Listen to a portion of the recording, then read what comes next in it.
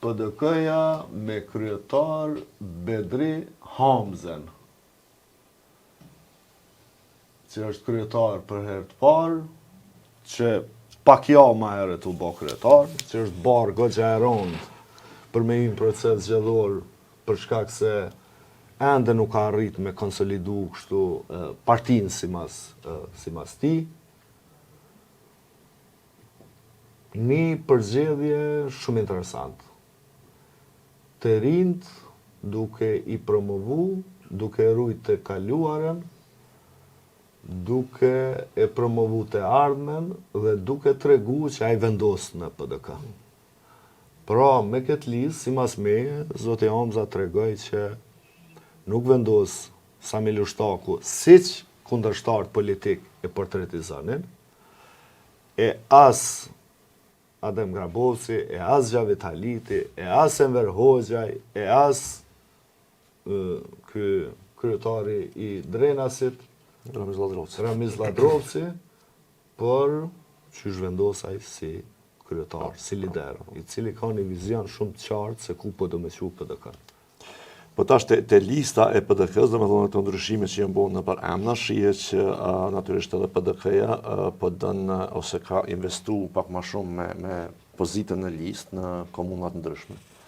Që është e rëndësishme për mendimin tim, sepse natyrisht që PDK-ja ka potencialin në gjithë kombëtar dhe nuk duhet kur më u pas si parti rajonale, edhe pse prejarja e themeluesve mund të ketë qenë nga Drenica, PDK-ja nuk është partia e Drenicës, dhe po shihet që ka kështu një diverzitet shumë më të madh. E dyta është që po, siç e thënë ti, mua ka pëlqyer shumë që ju kanë dhënë hapësirë disa kuadrëve që i ka PDK-ja, e të cilët herën e kaluar nuk kanë arritur pak me hi si deputet, për shembull kisha përmend Albert Mustafën edhe Besa Kabashi Ramaj.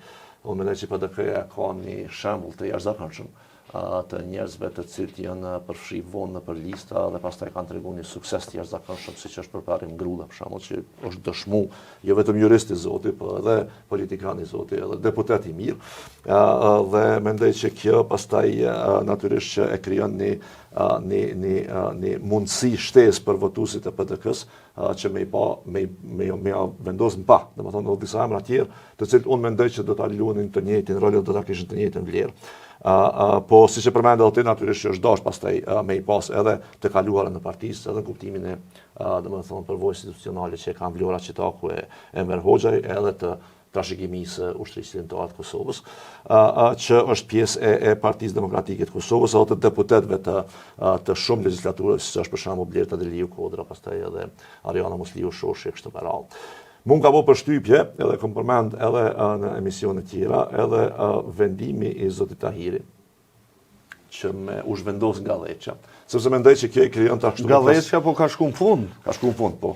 Po atë pse to po përmendni si vlerë jashtëzakonshme. Domethënë e para është që po nuk janë raste shumë të shpeshta të njerëzve të cilët nuk e shfrytëzojnë autoritetin e vet edhe përvojën politike për më fut sa më lart në listë. Madje ka të tillë që qesin mbrojtja dhe bojnë 100.000 probleme.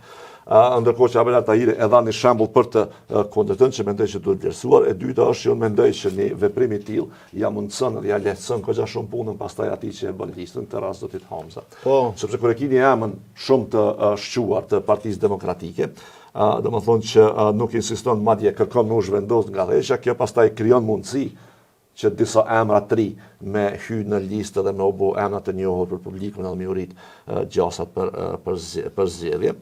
Natyrisht sikur të LDK-ja edhe të PDK-ja unë do ta kisha të vështirë me e bë një dheqe, sepse mendoj që kishin me met plot njerëz që unë i vlerësoj jashtë listës. Do ta bëjmë ka fundi. Po, patjetër që duhet me bëu ato, po megjithatë mbesin shumë njerëz që besin jashtë listës. Kështu për emra të tjerë, natyrisht tu kemi numër 30 Arian Tahirin, që unë mendoj që edhe kisha uru që me qenë deputet, sepse kisha pas qef me pa edhe në kuvend.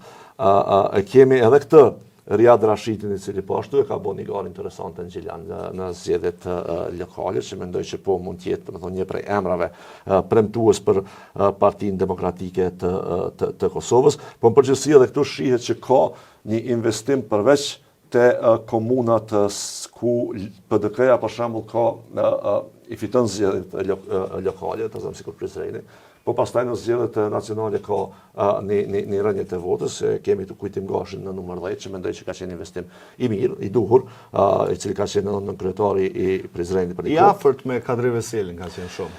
Po ka qenë edhe ministër, ka përvojën, domethënë edhe është një politikan mendoj unë jashtëzakonisht i duhur për listën, dhe i ki pastaj edhe personat si Besim Ilazi, që ka pëlqyer shumë që ka hinë listë, domethënë është kryetari Kaçanikut, që mendoj që ka qenë doktori. Po, i padiskutueshëm Kaçanik sa herë ka dalë në zgjedhjet, dhe edhe këtu ki shumë përveç përvojës institucionale, edhe përvojë, si të them kështu, nga fusha e biznesit, edhe përgatitje profesionale. Po. Të disa prej personave që janë listë, e që mendoj që unë kisha uru që me qenë edhe pjesë e kuventit. Okej.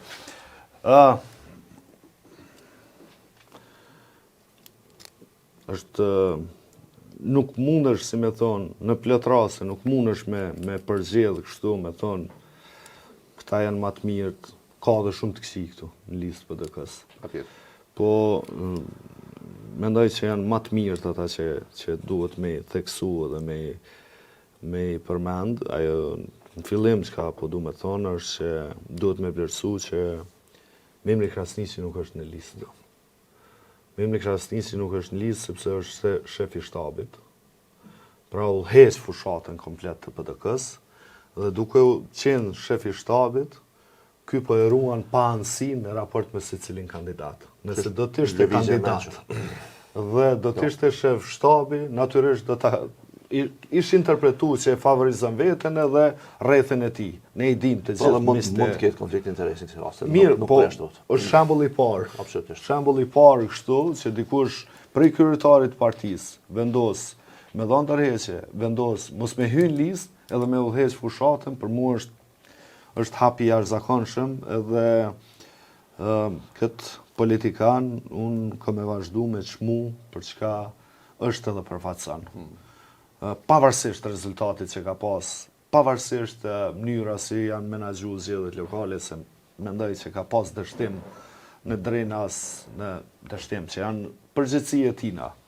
Për çka ai edhe e mori përgjegjësinë. E mori përgjegjësinë edhe dha dorëheqje. Dheshja si e ka ndërtu zoti Hamza, ka tregu fuqinë e tina. Ka tregu që në PDK tashmë ka një shërif të ri, i cili vendos, natyrisht në konsultim me të gjithë, po në fund vendimet i merr vetë.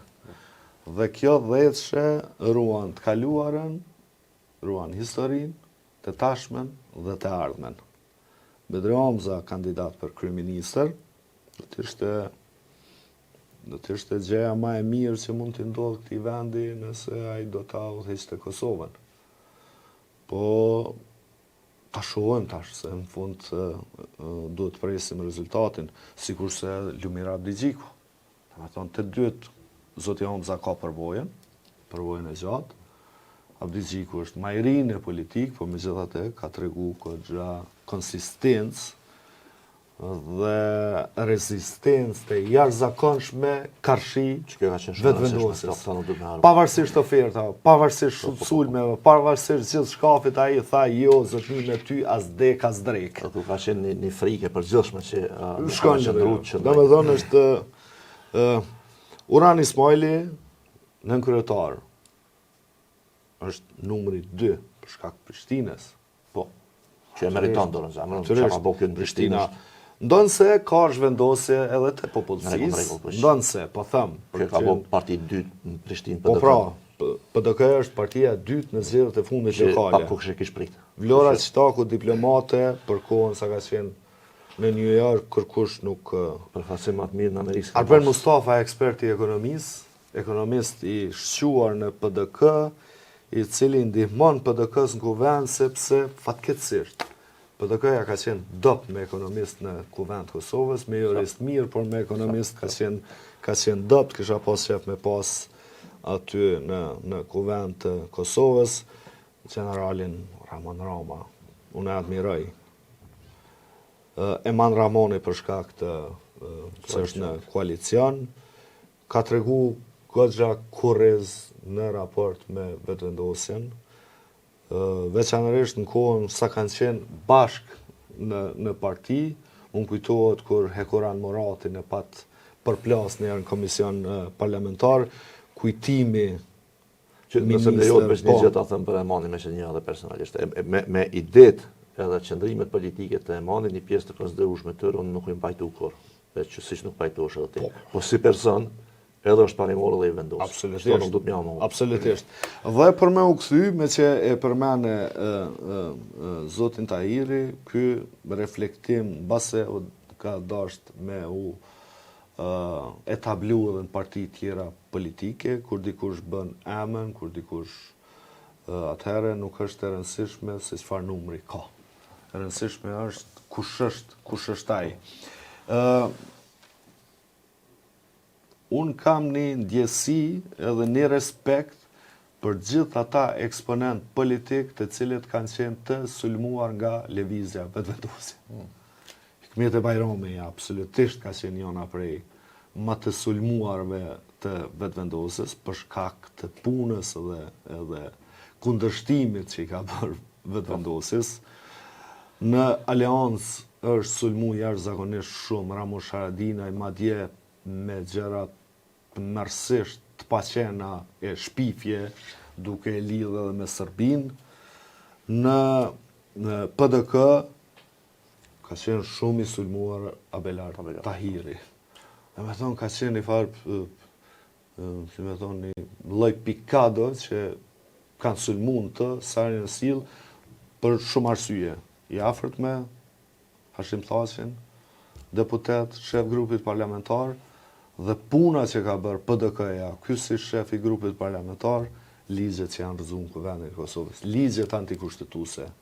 Ky, të tjerë, edhe njerëz të LDK-s, e ka mbrojt Republikën e Kosovës nga autokracia, për mos me thonë nga rrënimi sistemit juridik. 12 apo 13 ligje antikushtetuese janë rëzuar në Kuvendin e Kosovës. Duhet me përmend, shumë me përmend, është ligji për Këshillin prokurorial. Po e shohim çfarë lufte të zhvillu, se kush po e ka prokurorin përkatësisht, apo mbetet e pavarur si sistem, apo po e merr vetëvendosja. Për çka duhet me vlerësu këta njerëz që kanë bërë punë të mirë. Prandaj kushdo që sulmohet prej vetëvendosjes, dini se aty ka diçka. Do të thonë, Arjan Tahiri numër 30, ylli këtyne zgjedhjeve, të cilët unë besoj që ju kanë mbjell votat.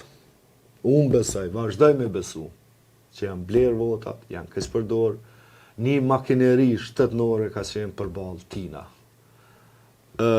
Arsyeja pse është 30, unë mendoj që është dasht me qenë shumë analt, por për mos më identifiku me Bedri Hamzën, se kush është afër Bedri Hamzës, ai masanej e ndeshkon, se po unë mendoj që është dasht me qenë në 10-shën e parë, po për shkak të Bedri Hamzës e ka vendos në 30. Sukses të gjithëve!